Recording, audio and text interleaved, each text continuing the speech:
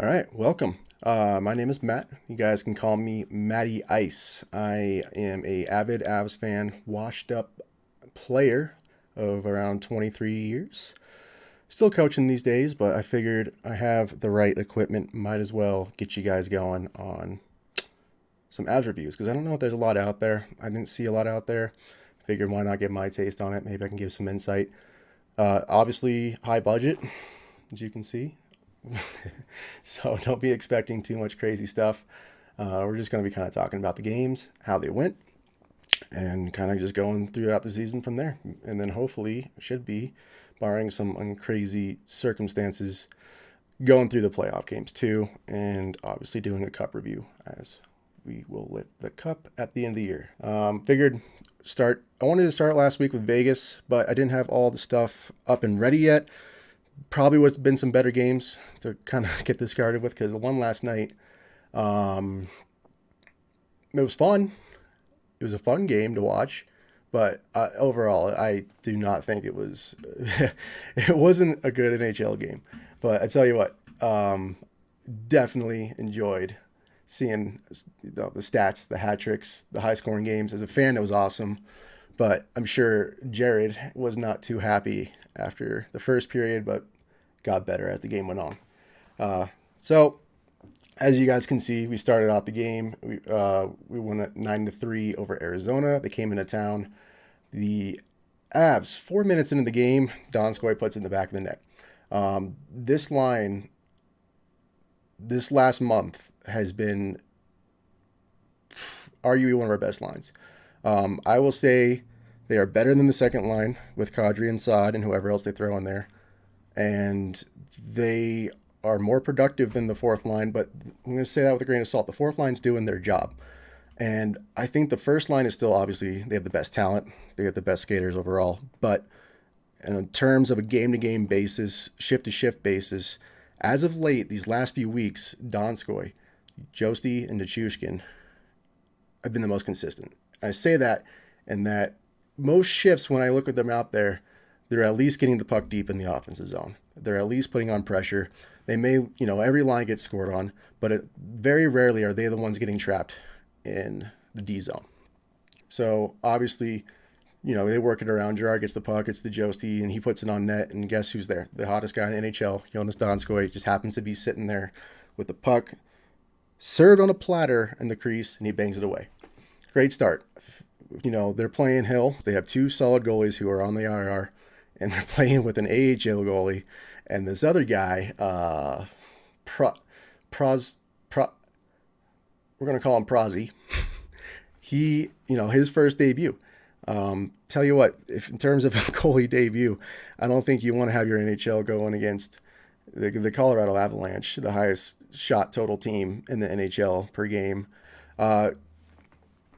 So they're kind of in a tough spot, but they're climbing. If they just find that goaltender, if they can get one of those guys healthy again, they might sneak past St. Louis for that fourth spot.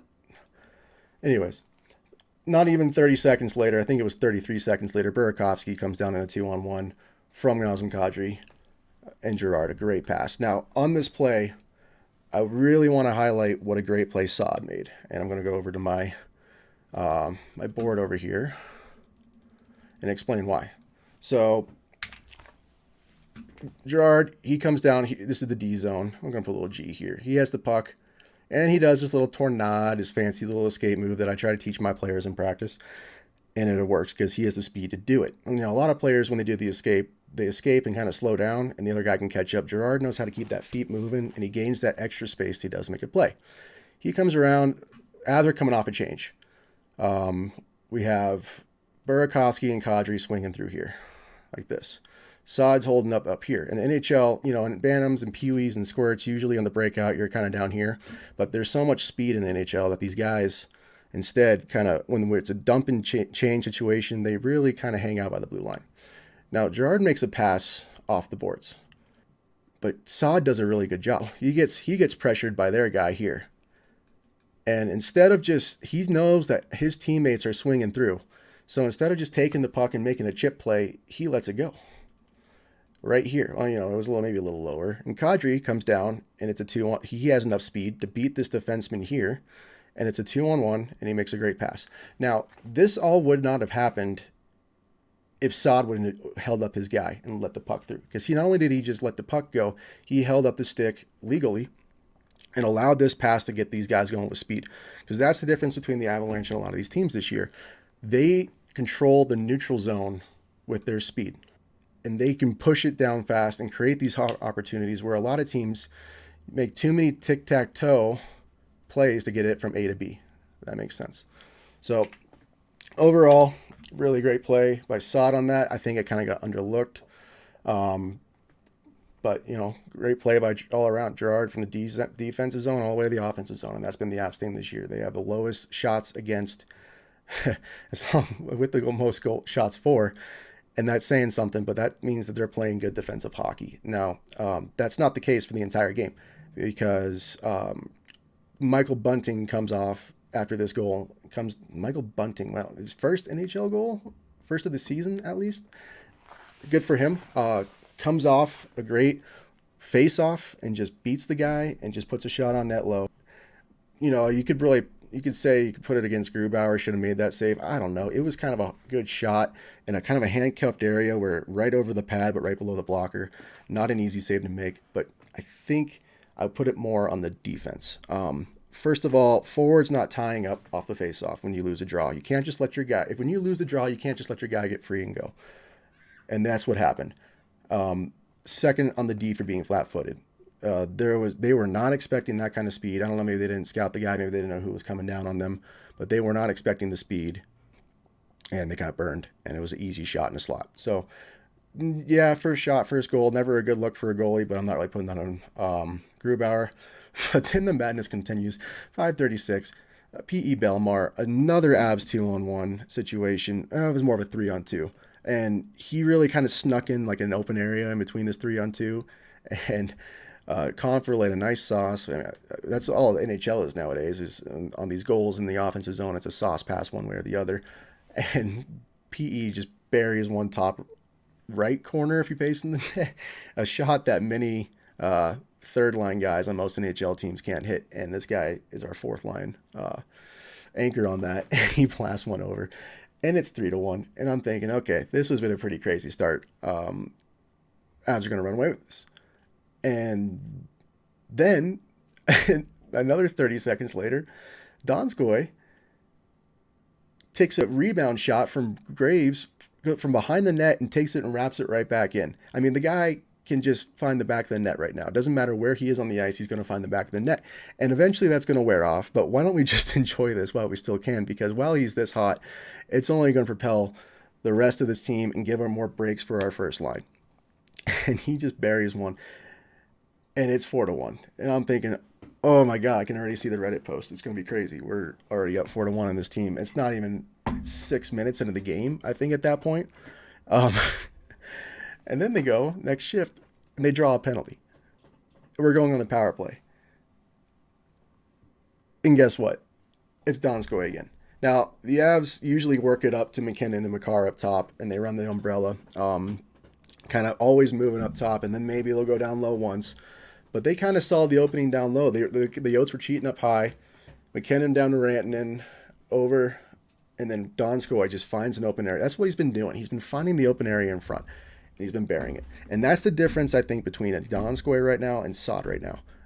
Saad, I'm not harping on the guy. He's a little cold, and I think it's just because he's not getting in those areas that they need to be in. And like Nazem Kadri, he's the face of the line, whether you want to think so or not.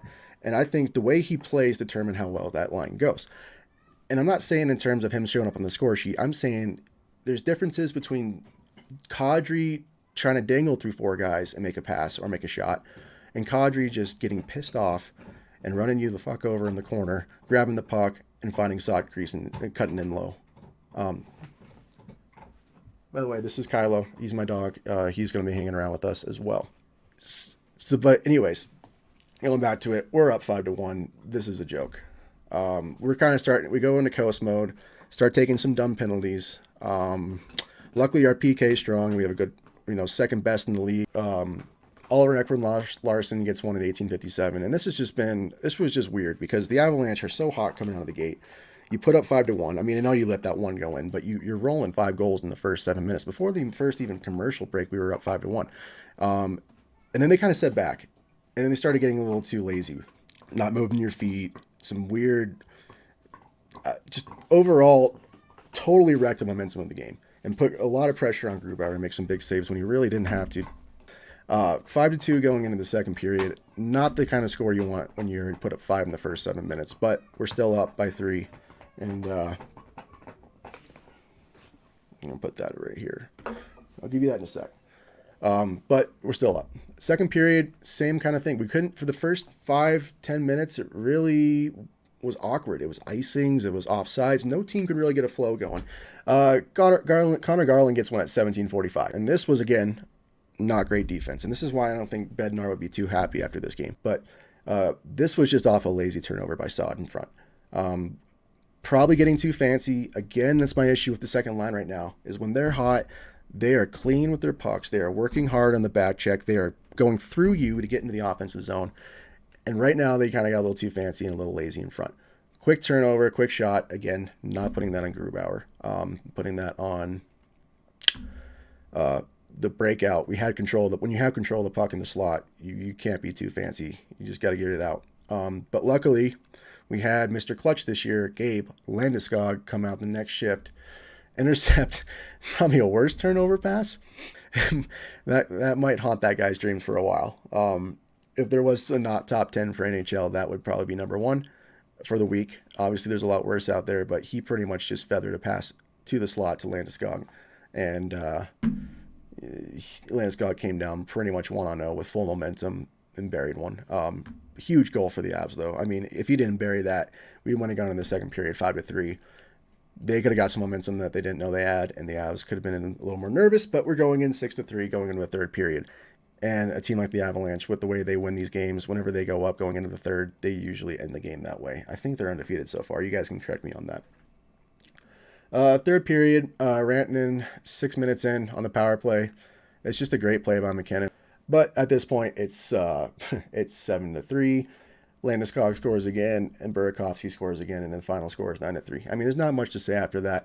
McKinnon did have a pretty awesome little fire he had in there. I think he's a little frustrated. He's showing up on the score sheet, but he's not getting those goals. And I think teams are picking on him and Rantanen. And what I like to see about it is they're giving it back. And McKinnon and Rantanen, every week, week in, week out, they're sending 2 guys on you. They're slashing you. They're holding your stick. And it was, I think it was kind of like a boiler explode moment, because McKinnon took up the guy's helmet after he took a pretty clean hit. I don't think it was that dirty, but I played the sport. I know you get frustrated. The game's over. Kind of gets in a tussle, ends up with, I think it was Garland's helmet, and then he just, we'll say he tosses it back to him. He tosses the Lady Byng award away, right back to Garland, right here in the chest, right where you want if you're a basketball coach, but he wasn't ready for it. Takes a big hit, and then he ended the game. He got fined $5,000 for that, but that's like 5 cents for you and me based on the money he makes and will make after the next contract. But, I mean, Grubauer, 28-31, he wasn't the reason they won this game. He wasn't the reason they lost. He made the big saves when he needs to. He's been our solid goalie all year. The Avs defense has been so strong that his job is pretty easy. And it's continuing to be easy as long as that happens. But he has shown that when there are breakdowns, he is there to make the big saves. Hill was 6 for 10. Prozzy, 23 of 28. 3 stars of the game, Jonas Donskoy, Gabriel Landeskog, and Rantanen. Donskoy was obviously the first star. You're getting a hat trick, you're going to get that. Landeskog came up clutch. Third spot could have gone to anyone. I guess Rantanen had the points. So it makes sense to give it to him. Overall, I think we got to flush this game in a way that we can't ride a high of scoring 9 goals against a team with their 2 AHL goalies. We can't expect to come out that hot every time. And I think more we got to focus on tightening down those turnovers and tightening down our defense a little bit on these breaks, not being so flat-footed, and just staying between you and the goalie. That's been the issue. I think McCarr did not have a great game. He did have that great back check, but overall, I think he might have been a little frustrated with the way he was playing and the breaks that they got off of him. So I'm going to look to see what happens tomorrow. I think they got some back-to-backs next. They're going on the road Let's see. I probably should know this. St. Louis, big games. St. Louis in a slump, and I think if we get the backbreaker in the first game, we should be able to roll the second one. But if we give them hope, we don't want to start a run for them ourselves. We don't want it to be our doing. But great. Well, thank you so much. We really appreciate you guys stopping by, listening. I'm going to be trying to do these after each game. Obviously, I've been doing it the week day after, but we'll, depending on the schedule and stuff, we'll try to get these uploaded earlier. But perfect. Thank you so much. You guys have a good one.